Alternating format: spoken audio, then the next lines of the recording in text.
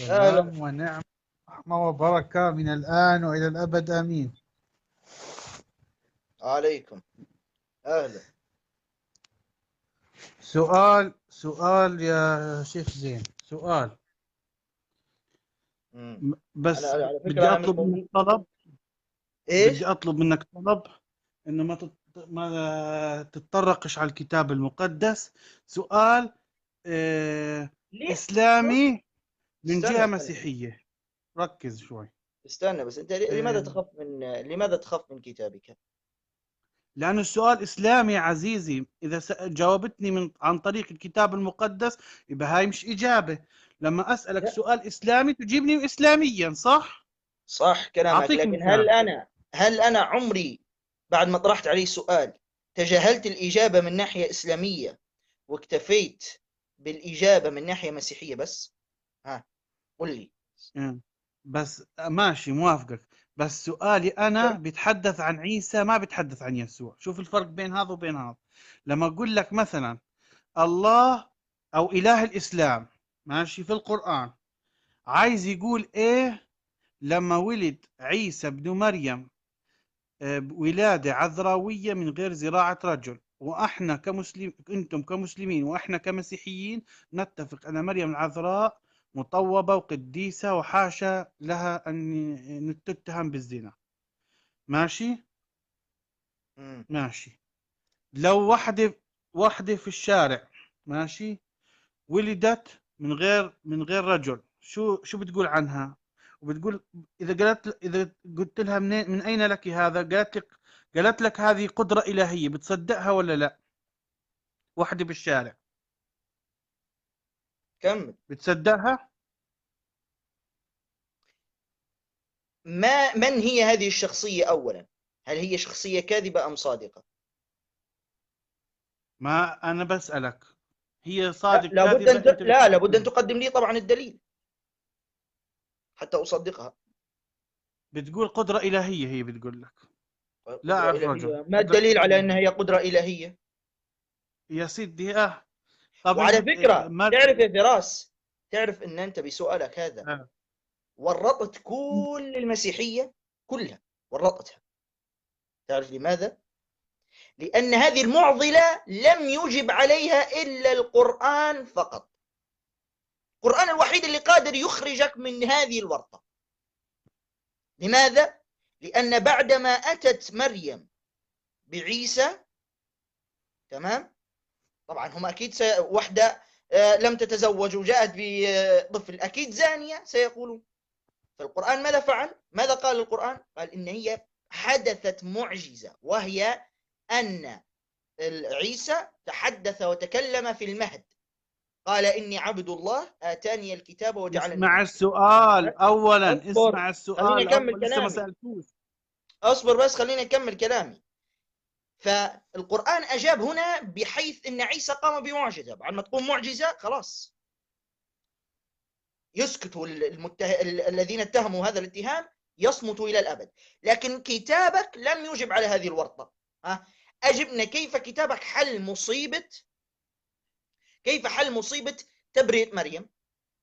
اليهود اتهموها بهذا الاتهام، القرآن أجاوب. أجاب وهي أن عيسى قام بمعجزة، وهذه المعجزة غير موجودة في كتابك، وهي كلام المسيح في المهد، وما فيش طفل يتكلم في المهد أجاوبك. إلا بمعجزة. أجاوبك. أيوة جاوب. أجاوبك. الله اختار يوسف البار بأن يكون رجلها عشان ما يتهموها بالزنا، لكنه كان بار، فعلا كان بارا معناتها هكذا ولم ليست يمسها. عذراء. معناتها هكذا ليست عذراء. يعني عيسى كيف جامعها، لا، يوسف جامعها. يوسف مش مكتوب، وين مكتوبة؟ يوسف عندما ما أنت رآها قلت حامل. تزوجها. اسمع، أنت قلت لا، يوسف مش تزوجها، معناتها رجلها. لم تعد عذراء. لا لا لا لا لا لا, لا مش مكتوب طيب شوف تزوجها. وجه الاستدلال، رجلها. شوف أنا فهمت في وجه خلينا بالله الاستدلال. عليك، خلينا انا بدي اطرح، انا طلعت لا هون عشان استنى، اسالك أنت سؤال استدليت.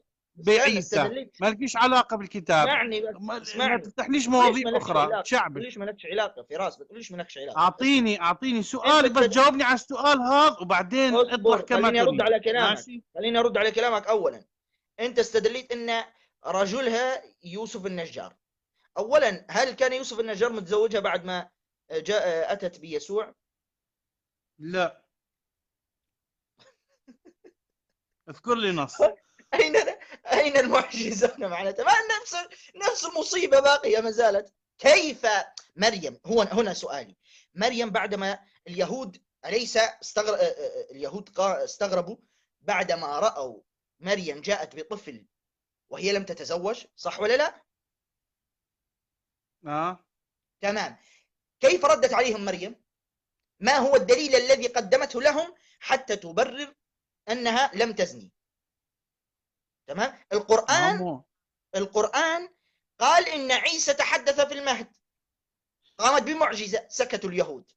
تعرف الله لو ما اختارش يوسف أن يكون هو البار وأن يكون هو رجلها لاتهموها بالزنا ويتم رجمها يا فراس. ما تزوجها، ما تزوجها.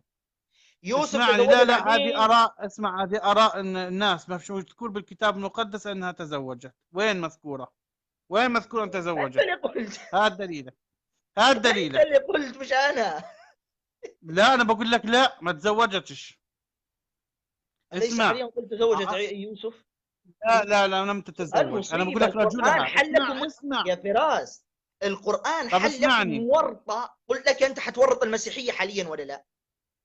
قلت لك حتورط المسيحية ولا مش حتورطها؟ شفت القرآن كيف حل لكم هذه المشكلة؟ اسمعني كويس عشان أنت الآن مطالب، اسمعني، أنت مطالب الآن دوليا، مطالب دوليا أن تجيب المتابعين كيف مريم أقنعت اليهود أنها لم تزني بعدما أتت بيسوع.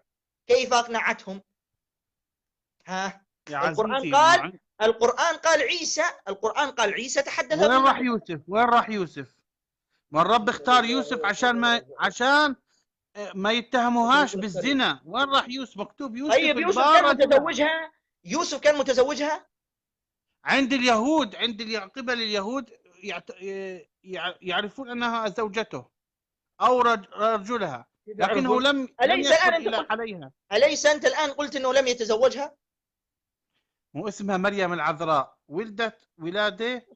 ولد المسيح من خلال المريم العذراء. اسمعني، عايز يقول إله الإسلام شو مصيبة. عندما مش عارف ولد عيسى ابن مريم ولادة عذراوية، مع أن كل الأنبياء ولدوا من أب وأم. جاوبني على هذا السؤال وأنزل. إيش؟ أعيد لك السؤال. ماذا يريد أن يقول؟ يعني أنت عاجز. أنت عاجز تجيب على سؤالي. أنا طلعت عشان أسألك هذا السؤال لو سمحت رجاء.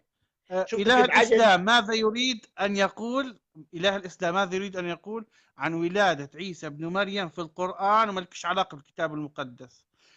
ولادة عذراوية للرجل. فيش واحد هنا يقول لي أنا مالكش علاقة، أنا صاحب البلد. لا مالكش علاقة، وأنا الآمر الناهي عشان هنا. هذا إيمانك لا مش أحد إيماني. يقول لي مالكش علاقة، أنا أجيب بما أشاء. طب أنت شو دخلك في الكتاب المقدس؟ ده هذا إيمانك. حنزك على فكرة، تتكلم بأدب هنا يا فراس. ما حدش يقول لي مالكش علاقة. أنا هنا لي علاقة بكل ما أراه أنا مناسب. اطرح سؤالك وأنا أجيبك بما أراه مناسب. حلوة هذه مالكش علاقة. تعال تأمر علي وخلاص، أنت معناتها